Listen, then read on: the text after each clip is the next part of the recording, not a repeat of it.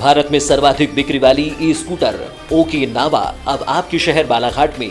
New Okinawa I praise plus intelligent scooter, the one for all scooter 2 से 3 घंटे में full charge 160 kilometre की range पर उपलब्ध। साथ में भारत सरकार की फेम 2 स्कीम के तहत 49,500 की सब्सिडी। ओकिनावा आज ही संपर्क करें सुनील ई बाइक मोटर FCI गोदाम के सामने, Gondia road, Kosmi, Balaghat. Sai motor girls school के सामने, लांजी में संपर्क करें 9329075209। प्रकृति ई बाइक बैहर में संपर्क करें 9754096514। अंकु ई बाइक उत्कृष्ट विद्यालय के सामने, कटंगी। Mobile number 7000429620, 7999685886। 1 जनवरी का दिन शहर में बालाघाट विधायक गौरीशंकर बिसेन और रेत ठेकेदार राजेश पाठक के जन्मदिन के तौर पर हर साल मनाया जाता है। इसे लेकर हर साल की तरह इस बार भी शहर के चौक चौराहों पर उनके समर्थकों और शुभचिंतकों ने बड़ी संख्या में होर्डिंग्स लगाकर बधाई दी है।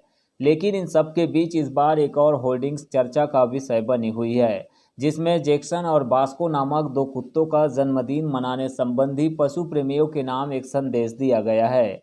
इस होर्डिंग्स में पूर्व विधायक किशोर समृद्धि के द्वारा केक काटे जाने का भी संदर्भ जोड़ा गया है। हालांकि यह अनूठा आयोजन शहर में क्यों हो रहा है, इसके बारे में उन्होंने बाकायदा एक संदेश भी होर्डिंग्स के माध्यम से दिया है। लेकिन जब से यह होर्डिंग्स शहर के चौक चौराहों पर लगे हैं, तब से ही इस आयोजन को लेकर तरह तरह की चर्चाएं व्याप्त है। अब देखना यह होगा कि इस आयोजन के पीछे किशोर समृद्धि की मंशा क्या है और वे क्या कुछ कहते हैं।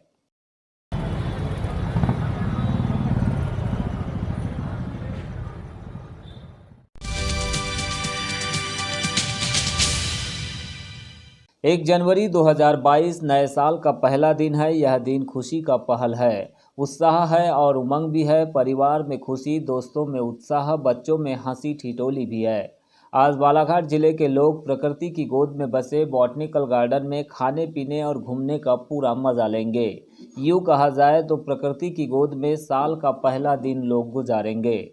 कोई परिवार के साथ तो कोई अपने दोस्तों के साथ यहाँ पहुँचेंगे। बालाघाट जिले के सभी पिकनिक स्पॉट लोगों से गुलजार होंगे। नए साल को देखते हुए जिले के पिकनिक स्पॉट भी तैयार है। वैनगंगा नदी के किनारे स्थित बॉटनिकल गार्डन हरे भरे पेड़ पौधों और वनस्पतियों के कारण हमेशा से ही लोगों के लिए आकर्षण का केंद्र रहा है। लेकिन नए साल में यहाँ पर लोगों की भारी भीड़ पिकनिक के लिए जुट जाती है। इसे लेकर गार्डन में वन विभाग के द्वारा तैयारियां भी की गई है।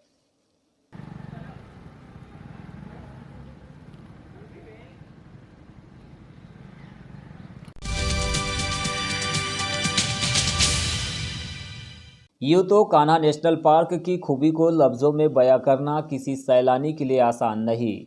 वन्य प्राणियों से भरपूर इस जंगल की खूबसूरती देखते ही बनती है। इसी खूबसूरती को देखने और प्रकृति के सुरम्य नज़ारों का लुत्फ़ उठाने कान्हा नेशनल पार्क में हर साल कई बड़े सेलिब्रिटीज़ आते हैं। इस बार बॉलीवुड स्टार सुनील शेट्टी कड़ाके की ठंड में सपरिवार कान्हा नेशनल पार्क का दीदार करने पहुंचे हैं। यहाँ उन्होंने परिवार के साथ कान्हा में सफारी की और कई खूबसूरत नज़ारों को अपने कैमरे में कैद भी किया। मीडिया से बातचीत के दौरान सुनील शेट्टी ने अपना अनुभव भी साझा किया।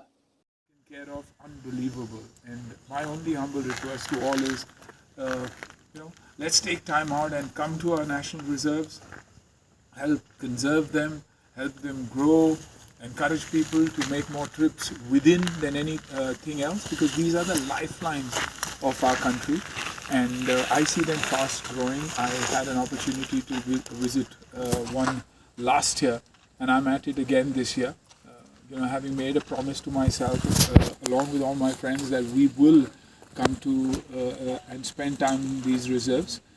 At the same time, they are very, very beautiful places to be, but we should also remember that we shouldn't treat them as picnic spots, but treat them as our national treasure and take care of them. Proud to be here, and thank you, Mr. Singh, for being there, and for helping us and showing us and teaching us so much more about the place. And I would also want to thank Eric.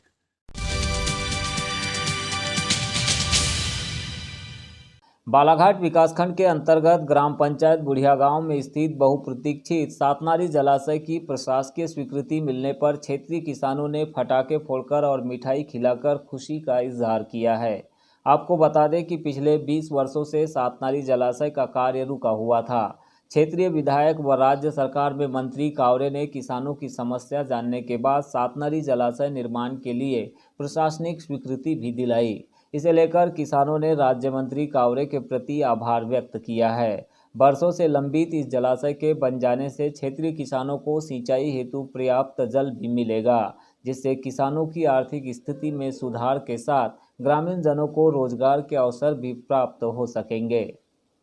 माननीय मंत्री कावरे जी का बहुत हृदय से बहुत बहुत धन्यवाद कहना चाहते हैं कि उन्होंने इस 40 साल से जो अधूरी सातनारी जो रुका हुआ था काम था, उसको पूर्ण करने का जो उन्होंने संकल्प लिया था, उसको आज अंतिम रूप उन्होंने दे दिया है। सिंचाई परियोजना से करीब करीब 20-22 गाँवों को जल की आपूर्ति होगी और यह भी वैसे भी एक पहाड़ी पथरीला क्षेत्र है, जिसके के कारण गांव के लोग पानी से हमेशा फसल उनकी बर्बाद होती थी। कभी वर्षा का पानी नहीं गिरा तो उसके कारण फसल बर्बाद होती। यह हमारा अब बहुत ही हमारे अहोभाग्य है कि हमारे कावरे जी के अथक प्रयास से जैसे ही मिनिस्टर बने उसी समय हम प्रफुल्लित होकर के उनको अगवानी करने वो कंजई तक पहुँचे थे कि अब तो हमारी आस पूरी होगी, और उन्होंने आश्वासन भी दे दिया था।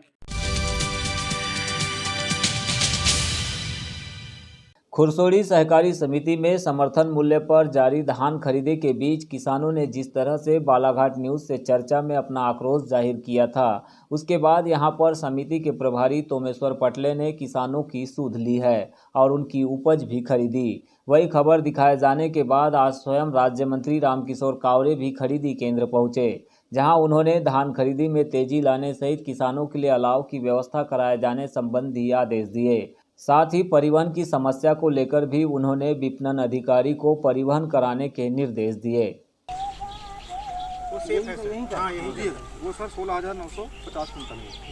आज मेरे पास अभी स्टॉक पड़ा हुआ है 42,376 बोरी, जिसमें आज लगभग 7-8 हज़ार बोरी और ये 42,000 मतलब 50,000 बोरी हो गया। कितना मीट्रिक टन?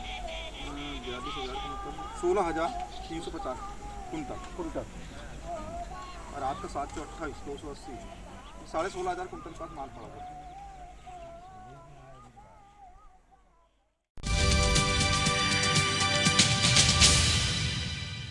जैन धर्म के 23वें तीर्थंकर भगवान पार्श्वनाथ की कथा के साथ धार्मिक संस्कारों के जरिए बेहतर जीवन जीने की कला पर ऋषि प्रवीण जी महाराज साहब ने लगातार 8वें दिन प्रवचन दिए। नूतन कला निकेतन में जारी इस प्रवचन श्रृंखला का आज यहां पर समापन हो गया है, लेकिन नए साल में नए स्थान पर महाराज साहब के द्वारा विभिन्न संस्कारों के साथ अंतिम प्रवचन नगर के वैद्यलान में दिया जाएगा। इसे लेकर सर्व समाज और सकल जैन समाज के द्वारा भव्य तैयारियां की जा रही है। कार्यक्रम की शुरुआत सुबह 9 बजे गौतम लब्धि कलश स्थापना एवं सामूहिक मंत्र जाप के साथ होंगी। इसके उपरांत विशिष्ट सहयोग हेतु अभिनंदन समारोह एवं 10 बजे मंगल पाठ के साथ अंतिम प्रवचन का आगाज होगा। दोपहर 1 बजे से राष्ट्र संत आनंद ऋषि जी महाराज साहब के दीक्षा समारोह पर कार्यक्रम होगा और दोपहर 2 बजे से 3 बजे के मध्य अरहम दीक्षा समारोह का कार्यक्रम आयोजित होगा। इसके उपरांत प्रवीण ऋषि जी महाराज साहब एवं तीर्थेश ऋषि जी महाराज साहब छत्तीसगढ़ की ओर विहार करेंगे। इस संबंध में कार्यक्रम संयोजन समिति के पदाधिकारी शेखू वैद ने नगरवासियों से सपरिवार उपस्थित होने की अपील की है। कल विहार करके सुबह 7 से 7:30 बजे के बीच में गुरुदेव जो है वैद्य लॉन पहुंच जाएंगे। वैद्य लॉन में सुबह 9 बजे से गौतम लब्धि का प्रोग्राम जो कि 29 तारीख को यहाँ पर घोषणा की गई थी, कल शुरू किया जाएगा। 9:30 बजे से 10 बजे तक के वरिष्ठ जनों का, जिन्होंने चातुर्मास में बहुत अच्छा सहयोग दिया, और समाज के प्रबुद्ध जनों का अभिनंदन समारोह रखा गया है। उसके बाद महाराज साहब ने 12 बजे से 1 बजे के बीच में आनंद दीक्षा का प्रोग्राम रखा है। जो भी आनंद गुरु की दीक्षा लेना चाहते हैं या इंटरेस्टेड है, वो लोग उसमें छोटे महाराज साहब के पास नाम लिखा करके और उस शिविर में भाग ले सकते हैं। उसके पश्चात 2 से 3 बजे तक के अरहम विद्या, जो कि महाराज साहब के उसमें लिखा गया है कि अरहम विद्या प्रणेता, उसका आयोजन है 2 से 3 बजे तक के। उसके भी नाम आप महिला मंडल के पास लिखा सकते हैं। तत्पश्चात 3 बजे के बाद में विहार महाराज साहब का बालाघाट से तकरीबन 4 से 4.5-5 किलोमीटर होने की संभावना है छत्तीसगढ़ की तरफ। तो कल दिन भर ये सब आयोजन है। इसमें मैं सभी से अपील करता हूँ, सर्व समाज के प्रबुद्धजनों से, कि सभी लोग ज़्यादा से ज़्यादा संख्या में शामिल होकर के और अंतिम दिन का लाभ उठाएं।